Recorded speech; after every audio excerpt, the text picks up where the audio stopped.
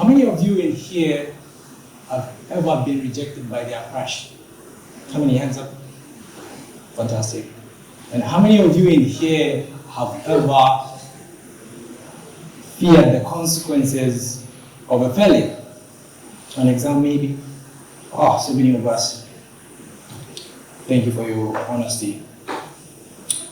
So, I'd like to tell you my own story of the two questions I've given you. I remember it was around this time, 2 years ago, that I began to prepare for my final tenure at the Colgate University.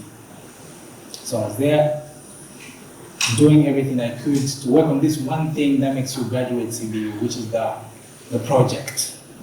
So I was there working on it every single day before time, because the academic year at CBU starts around this time, so I started somewhere in August. I was working on it, that was in 2021. I was working on it. I sent it to a few of my friends, sent it to them, it's good, it's all right, it's fantastic. You're gonna get this and you're gonna graduate. So I started feeding myself that story in my head. You know what, I'm going to do a 5-0. That's a 5 out of 5 at CBU without flunking a course, ever. Because I did 4 years before that. Year 1, year 2, year 3, year 4, no flunk, never failed a course. So I was like, we're going to do a 5-0. 5-0 on CBU. So I sent it to my friends, everybody gave me positive feedback. The year came 2022, we had to have our first presentations for the project, which is the first part of the project proposal. So on that day, the presentation was starting at 10 a.m. So got up early, did my thing, showered and all that, started preparing. Now it was time to practice what I was going to say and how I was going to present the whole thing. So before that, before any kind of thing that is challenging to me in school, especially exams, I have rituals. I know that sounds spooky, but it's just basic stuff like talking yourself into something or talking yourself into confidence, I've got this and that. But for me, it was more about playing music. So I had my track list on, the same track list for the last 4 years of CBU. It never changed because those people in those songs were speaking to me, they were telling me the things I need to hear before exams. So I put on my track list, I was outside, I was there like, I got this, and it's going to be the best presentation ever, it's going to be the best project ever, I'm going to cruise through it. So after I was done listening to my music, I was out on my way to the presentation. I even made a short video clip, like, I'm going to look at this and like, this is one of the best moments of CBU. So I walked in, it was my time to present. I stood up, went to the front, and it didn't turn out the way I thought it would. So I got feedback from the project coordinators, and also my personal coordinator was there in front. The third feedback was, did you really think about what you're presenting? I was like, of course I did. I've been working on this for many months. What are you saying? And secondly, the other one said, you have to change the whole thing. Does it make sense to you? Doesn't make sense to any of us. You really have to change the whole thing. What do you mean? It doesn't have to make sense to you. It's my project. What are you talking about? So after I came back from there, from the presentation, that nice feedback I got from everyone, I was devastated. I was crushed. Like, I walked in with so much optimism and confidence to say, this is going to be my thing. I'm going to be a 5-0. Well, from that day, I started going downhill. I started thinking the opposite of what I've always been thinking. This might actually be a 4-1, not a 5-0. It's going to be a 4-1. I'm actually possibly going to fail. So I started feeding myself with negative stuff in the heart. From that day of the presentation, I started living in anticipation of the worst that could happen, and I was failing. From there on, I started experiencing fear. I started getting scared of presentations, because we had to do like 6 presentations before they finally say, this is good, you can graduate. But after the first one, I started feeling fear, started feeling anxious. Every single day I would sit to work on my thesis project. I was there, and I was in fear. Like many of you, you might be familiar with these 2 brothers that I've just spoken about, which is fear and anxiety. in the last 3 years, I have dealt with these two guys, fear and anxiety. What then, for me, makes anxiety and fear brothers is the fact that when you experience one, the other one comes. So in my world, I like to look at anxiety as living in anticipation of what could possibly happen, and more so of what could go wrong. And secondly, the other thing we know, which is very common, is fear is something we feel when we're exposed to danger. Today I'm here to add another thought to that, which is fear is something we also feel when our capabilities are being challenged. For example, myself, taking on a thesis was something that challenged what I'm capable of. So it left me in a place of fear and anxiety.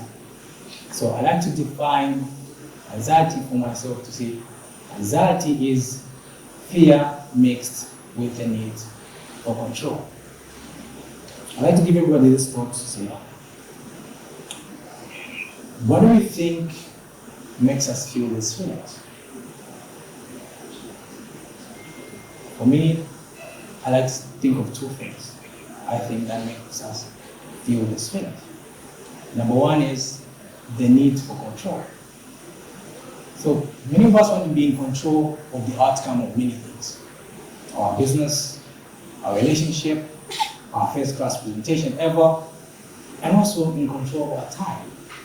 So then the moment things do not go as we perceive them to be, or the outcome looks nothing like what we imagine in our heads, we begin to feel anxious, we begin to question ourselves and we travel. And then secondly, what I think makes us feel these two feelings is the stories we tell ourselves. Whenever we're presented with a challenge in front of us, now go give this class presentation, what story do we tell ourselves? Do we begin to tell ourselves to say, it's going to go really bad. I'm going to miss a word, the whole class is going to laugh, it's going to be terrible. The moment we start feeding ourselves a negative story and presented with challenge or an opportunity, we start doubting ourselves and later on feeling fear. So then how do we battle these two brothers, fear and anxiety, so that we can step out into the world, chase our dreams, step up on the stage and be a TEDx speaker, or walk in confidence with the many challenges that will be presented to us? Now I'm going to give you 3 things I think we can do. Number 1, we need to embrace uncertainty. A wise man once told me to say, the only thing that is certain about life is the fact that it's very uncertain. For many of us, if it was certain that if we tried a business, or if we tried to start a company, it would fail, we would never try.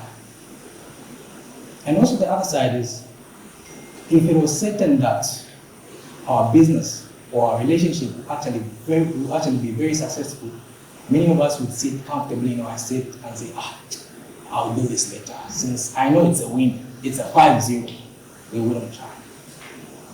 Then secondly, the other thing we need to do is, we need to feel our feelings. We need to embrace the side of human nature that we can't all escape. We are very privileged, we're one of the most privileged species that we are able to feel any kind of feelings. The more we embrace what we feel, it becomes more comfortable for us to control what we feel. We need to embrace all kinds of feelings, including fear and anxiety. Then thirdly, what we can do to battle fear and anxiety is we need to anticipate everything that is good. In as much as so much could go wrong when we're trying anything, so much could go right as well. The moment we think about all the good that will happen when we're taking a challenge, we begin to build confidence in ourselves to step up and take on everything we think is possible. As I come to the end of my talk, I want to leave you with this. The person that has control over water is not the one that has the tap closed. It is the person that has control. The person that has control over water is not the one that has the tap closed. It is the person that has control over the flow of water. What I mean is this: the person that has control over their feelings is not the person who sits on their feelings and they feel that I do not feel anything. It is the person that allows them to feel, that allows themselves to feel every kind of feeling. That is the person that has control over their feelings. So to many of you in here who feel like I feel sometimes, I have a new slogan for you. Buy my own Nike, just do it scared. Thank you.